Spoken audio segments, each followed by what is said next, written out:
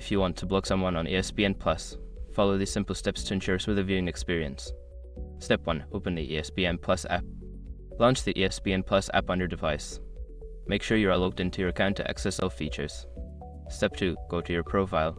Navigate to your profile by tapping on the profile icon, usually located in the upper right corner of the screen.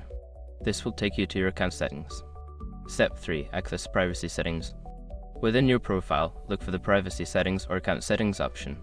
This section allows you to manage your interactions and connections with other users. Step 4. Find blocked users.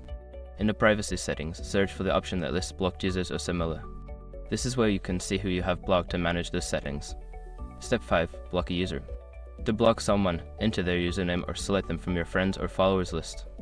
Confirm the action to block them, and they will no longer be able to interact with you on the platform. By following these steps, you can easily block someone on ESPN Plus and enjoy your viewing experience without interruptions.